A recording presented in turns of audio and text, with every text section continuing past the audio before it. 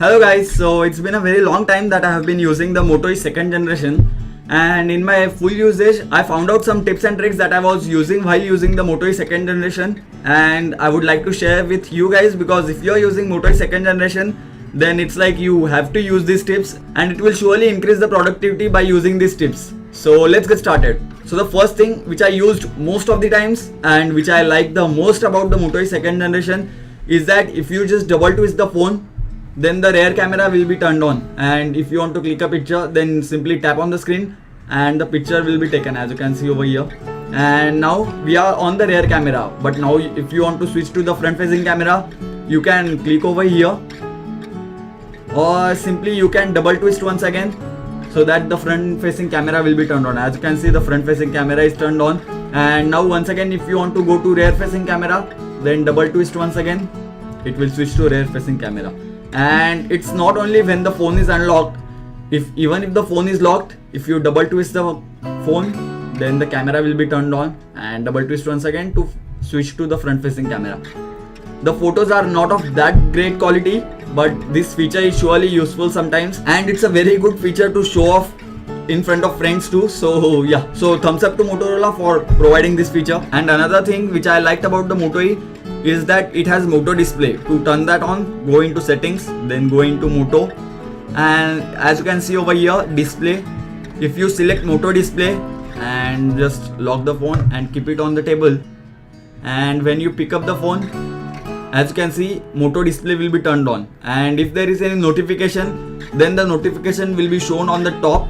And if you don't want to see the notification, then simply slide down to unlock the phone. If you slide up, then it will take you to that notification. So that's surely a nice addition, and this is very nice feature because sometimes it's like you don't have to unlock the device just to see whether there is a notification or not, because if you just pick up the phone and hold the phone for a second or two, then the Moto display will be there. So as you can see, simply slide down to unlock the phone. And that's not it, you can even select apps of which you want to see the notification. If you want to see notifications of Loader Droid or M Indicator, then you can select that. But if you do not want the notification of Google Plus, then you can simply deselect that, and notifications of Google Plus application won't be shown. So that's surely a very nice thing, I would say, and it's surely customizable. And another very interesting thing after Moto display and the camera action is that assist.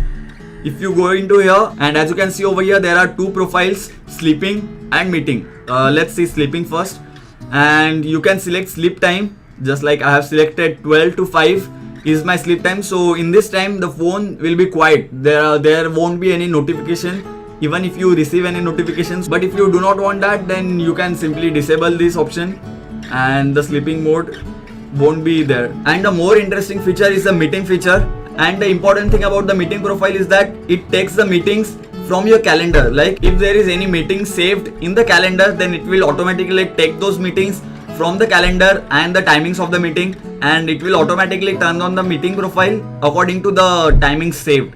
For that, you can select your different accounts. As you can see, I have these 3 accounts synced. All the meetings which are saved in the Gmail accounts will be taken from the calendar to the meeting profile, and it will automatically be turned on.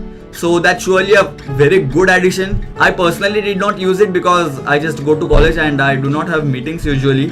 But if you are a professional person, then this is surely very helpful. If you think the battery is low sometimes, like if the battery is to 20% or 30%, and if you want to make it last for a day, then you can simply go to battery from here and then go to options and select battery saver and turn this on, battery saver, and all the animations will be turned off. And whenever the screen is locked, the data pack of your mobile won't be active, so you won't get any notification, no auto sync.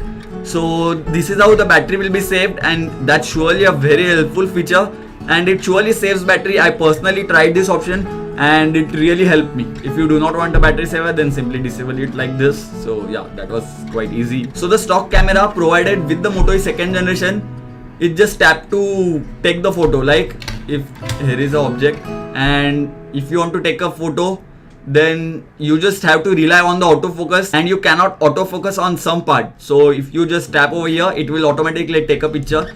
And if you are not happy with the picture, like if you want to focus on this part only, then you cannot do that. So I installed the Google Camera application. You can install any third-party application, but I used Google Camera application because it's like the easy one.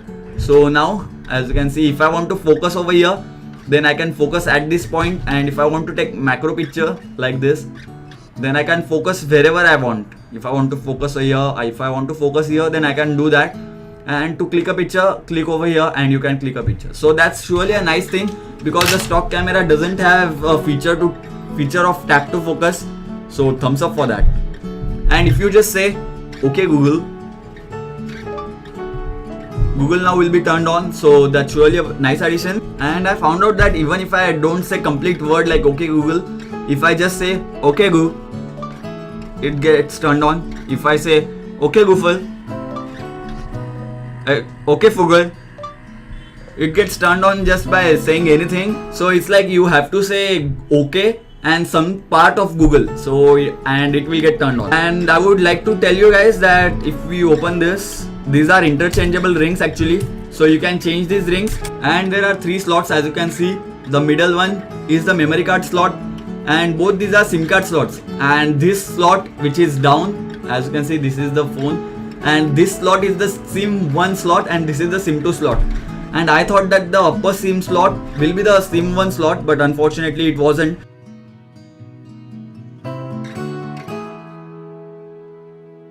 So the SIM 2 slot over here was turned on and the SIM 1 slot was shown empty. So it was like irritating to me. So I had to switch back to the another SIM slot to get it to SIM 1 slot. And guys, if you feel that the Moto E second generation is quite laggy, and if you think that the animations are not getting rendered very fast, then go to developer options. To turn on developer option, go to about phone and then tap on the build number 7 times, then developer options will be enabled. After that, go into developer options, and if you just go down, and if you select Windows animation scale, you can set all the animations to 0.5x. The phone will feel little faster. There won't be many animations, but the phone will surely feel faster. And you can even turn it to 0x, so no issues with that too. And one more thing is that if you go into settings, then go into SIM cards, then you can enable or disable SIM 1 or SIM 2 slot. Like if you just want SIM 1 to be enabled and if you want to disable the SIM 2 slot, then you can do this by here. So this is it for this video guys. Thank you for watching. Don't forget to hit the like button if you like this video, and if you have any more suggestions or if you have any other tips and tricks, then do let me know in the comment section below. I'll surely add them in the description of this video so that other people will also come to know about that. So thank you guys, thank you for watching, and don't forget to hit that subscribe button if you haven't already. Thank you guys.